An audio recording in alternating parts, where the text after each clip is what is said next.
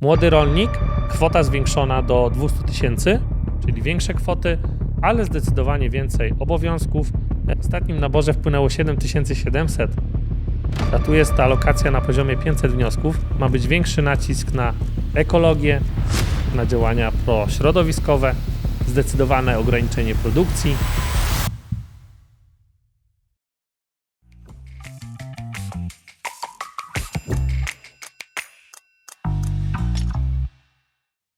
Jeżeli szukasz konkretnej wiedzy agronomicznej i chciałbyś poprawić swój warsztat, ten kanał jest dla Ciebie. Zasubskrybuj AGX Labs i kliknij dzwoneczek.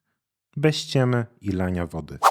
Cześć, witam Was w AGX Labs. W dzisiejszym odcinku porozmawiamy o dotacjach. Bardzo popularny temat wśród rolników i ponownie gościmy tutaj Tomka. Cześć, witam Was ponownie. Z poprzedniego już odcinka Tomka znacie, czym się zajmuje, jaką ma wiedzę. No i dzisiaj chciałbym go jeszcze przepytać na temat właśnie dotacji. Co się aktualnie dzieje, czego można się spodziewać w 2023 roku, jakie są wnioski aktualnie rozpatrywane, co będzie, jakie nabory się szykują.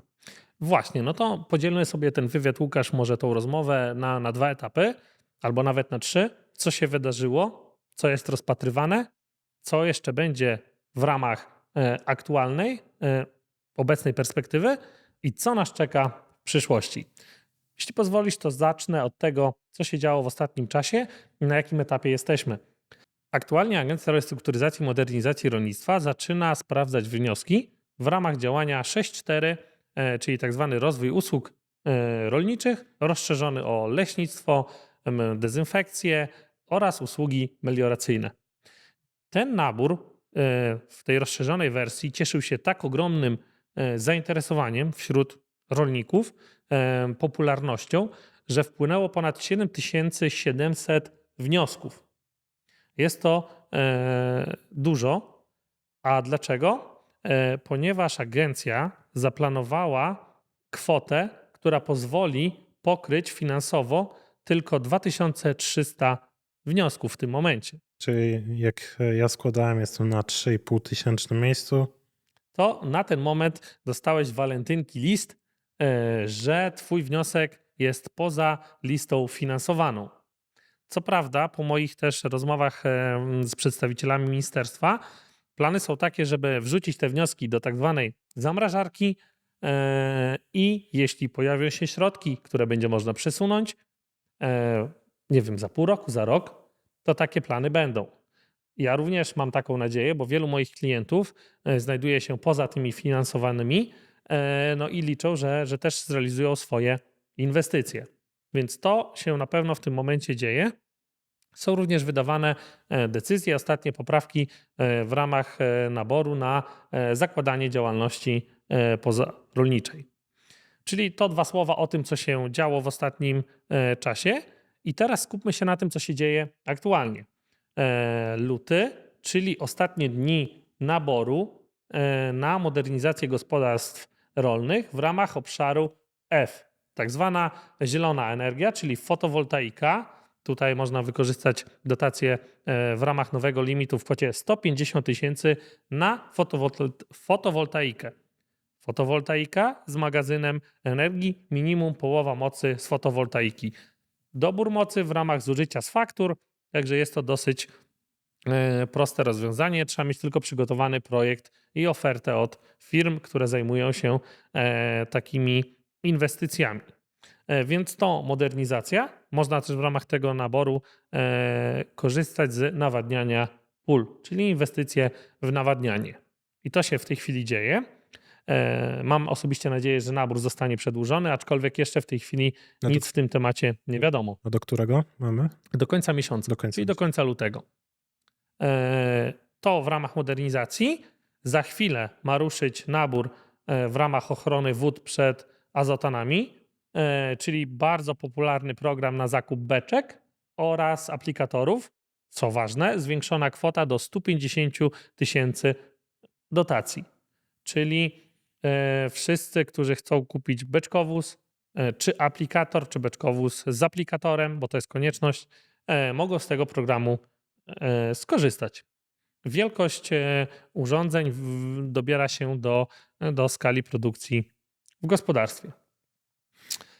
I to są działania, które myślę, że najbardziej w tej chwili, nawet w ramach ekoschematów, bo masz beczkę, nie masz aplikatora, świetny program, żeby doposażyć beczkę w aplikator, bo w ramach ekoschematu rozlewanie gnojowicy inną metodą niż rozbryzgowo, no to świetnie się to ze sobą łączy. Mhm. Więc tyle się będzie działo też w najbliższych dniach, miesiącach. Tomek, a jeżeli chodzi o nową perspektywę, tam się coś zmienia, tak? Tak, w ogóle tak jak rozmawialiśmy przy dopłatach bezpośrednich, tu też obowiązuje nas plan strategiczny. Czyli w ramach planu strategicznego teraz będą interwencje. Interwencje to coś na wzór poprzednich działań, które były w obecnej jeszcze perspektywie. Co tu się zmienia? Myślę, że nakreślę tylko 2-3 tematy, ponieważ jeszcze jest zbyt mało pewnych informacji, które mogę Wam przekazać. Aczkolwiek młody rolnik, kwota zwiększona do 200 000, ale kolejne ograniczenia, czyli nie można już kupić ziemi od najbliższej rodziny, co było bardzo częstą praktyką w ostatnich latach. Kolejne ograniczenia, 3 lata pracy, 3 lata ubezpieczenia w KRUS-ie. No i też wykazanie dochodów. Także tutaj już rolnik musi być naprawdę związany, młody rolnik związany z gospodarstwem. Także to tak bardzo pokrótce, żeby młodzi przyszli rolnicy, którzy są zainteresowani, też mogli się już czymś zainteresować. Druga możliwość to restrukturyzacja, tak zwany program, który obecnie się nazywa restrukturyzacja małych gospodarstw. Będą to kwoty dotacji nie 60, a 120 i 100, czyli większe kwoty, ale zdecydowanie więcej obowiązków i większe wzrosty. Także też ten program będzie już bardziej skomplikowany. A w tym rozdaniu także będziemy mieli modernizację gospodarstw? I to, na co wszyscy czekali, czyli właśnie programy na wzór modernizacji, będą działania zbliżone, interwencje zbliżone do modernizacji, ale będą się różnić i po wstępnej mojej analizie zaplanowanych środków finansowych będzie z tego programu mogło skorzystać bardzo niewiele gospodarstw, jeśli nie będzie przesunięć środków finansowych. Będzie też, jest zaplanowany nabór na usługi, rozwój usług rolniczych i na szybko kalkulując, szacując, środków wystarczy na około 500 wniosków w skali kraju, w Cały skali nic. 5 lat. Cały nic. Więc jak w ostatnim naborze wpłynęło 7700, a tu jest ta alokacja na poziomie 500 wniosków, no to sam rozumiesz, Łukasz, o jak małych środkach finansowych rozmawiamy. Sami wiecie, że budżet na rolnictwo dzieli się na 2 filary. Na filar pierwszy i drugi. Pierwszy to tak zwane głównie działania związane z szeroko pojętym stwierdzeniem dopłat bezpośrednich, dopłat obszarowych, a drugie to tak zwane działania inwestycyjne. I niestety na działania inwestycyjne jest zdecydowanie za mało, jest bardzo mało środków. Spodziewamy się tego, żeby mimo wszystko wykorzystywać dopłaty obszarowe, ile się da. Zdecydowanie. Natomiast nie nastawiamy się tak, jak to było do tej pory, na inwestycje. Jeśli plan strategiczny i wszystkie ustawy, rozporządzenia będą zgodne z tym, co jest w tej chwili ogłoszone, to zdecydowanie. Co moim zdaniem też nie jest do końca dobre, bo rolnicy, którzy chcą się rozwijać, chcą inwestować w sprzęt, chcą się modernizować, będą, myślę, pokrzywdzeni. Było to lepiej rozwiązane w latach poprzednich. Teraz ma być większy nacisk na ekologię, na działania prośrodowiskowe, zdecydowane ograniczenie produkcji. Także tu będą większe środki. No i dobrostan zwierząt. Tu będą zdecydowanie większe środki, na przykład dla obór wolnostanowiskowych i dla pozostałych grup zwierząt, które w poprzednim dobrostanie nie były brane pod uwagę. Dzięki, Tomek, za nakreślenie tematu. Myślę, że jeżeli macie ponownie pytania do Tomka, to z chęcią odpowie pod tym filmem na YouTubie. Możecie oczywiście Tomka znaleźć na jego social media, odnaleźć go, zapytać w wiadomości prywatnej. Tomek raczej odpowiada na bieżąco i dosyć szczegółowo.